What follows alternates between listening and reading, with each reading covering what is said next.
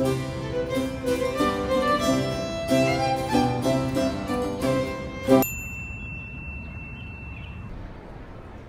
am Guy Birtwhistle, and I am an actor, and we are here today in the heart of beautiful Hollywood, California, outside Mann's Chinese Theatre, doing a bit of Shakespeare. My first meaningful experience with Shakespeare was long after I knew who Shakespeare was and had read any of his work, and I think, like a lot of people, I'd come to Shakespeare in school and it was just getting a grade and getting through it. And it was only after I became an actor that I really started to understand the work. You know, those hours and hours of class and those essays that we all had to write around Macbeth, incidentally, didn't really have an impact. It was more of a logical impact than a heartfelt impact. And when I became an actor, and you know, you do a classic monologue, I started to go back and say, oh, well, I know about that play, so let me go reread it. And it was only then that I sort of stumbled upon something that just was in front of me my whole life and that I just had no idea that was there and that was so rich and just wonderful to experience. My all-time favorite movie actor did Macbeth in 1948, and that's Orson Welles. And he, incidentally, was a big Shakespearean producer in New York on Broadway back in the 1930s. And he was one of the first producers to actually put Shakespeare on the radio.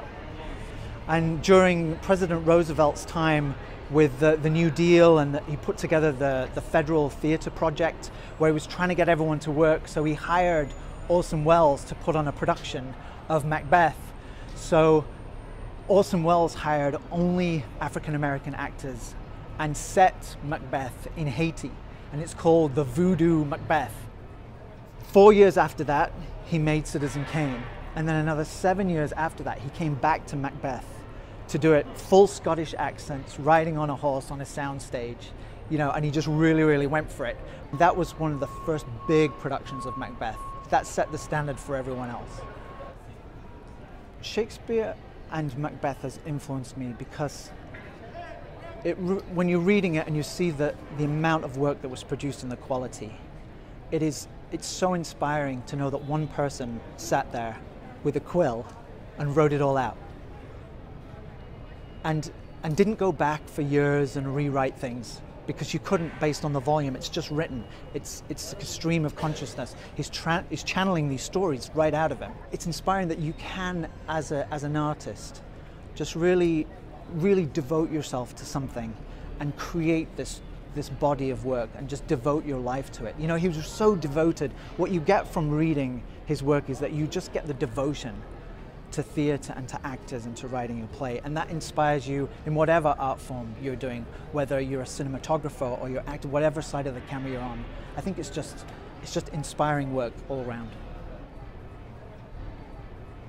I think the one thing that you have to do is take your time with translation. And that's all you need to do is to put the language in the words that you would say and connect with it, and then go back to the language that it's written. But it's infused with, try not to get too actory talk here, but you know, you translate it and then you go back and then you know what you're talking about. You have to really know what every line means. People have this sort of impression that Shakespeare is hard to do. And I think that's a translational thing. You've got to translate it and then back. That's the hard part, because I think he was really, really writing for actors, because they didn't have any other medium for these stories to get out. But if you really look at all of his work, it's really, really, it's aimed at giving the actor all the information they need. He doesn't bother with, you know, stage directions to confuse the actors, like, do whatever you want to do, and these are the lines.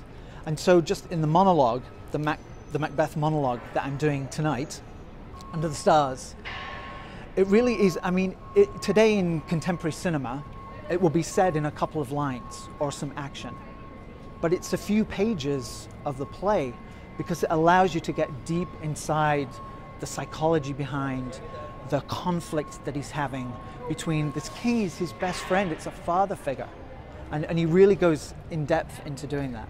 So I think Shakespeare really is a gift for actors. And I think if you go into it thinking it's not hard, it's just translation, it's like going from Spanish to English and back, I think then everyone can be great at Shakespeare. The reason why I love it, it's because it speaks to sort of the conflict within every actor or artist, which is, should I be doing this, or would I be better off getting a 9-to-5 job and doing something else? You're conflicted each day. Am I meant to do this? Should I be doing this? Is it right? Do I have what it takes? And that exists inside all artists because it's a constant struggle. Macbeth is struggling.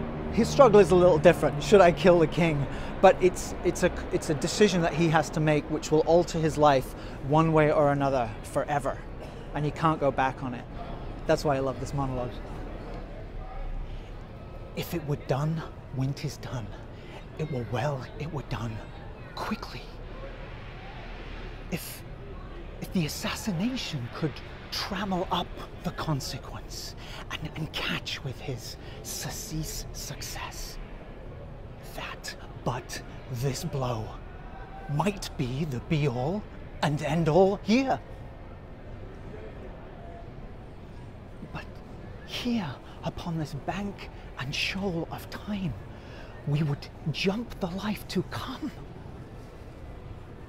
In these cases, we still have judgment here, that we but teach bloody instruction, which, being taught, returns to plague the inventor. This even-handed justice commends the ingredients of our poisoned chalice to our own lips.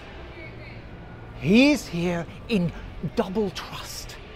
First, am his kinsman and his subject, strong both against the deed, and then as his host, who should against the murderer shut the door, not bear the knife myself. Besides, this Duncan hath borne his faculties so meek, is been so clear in his great office.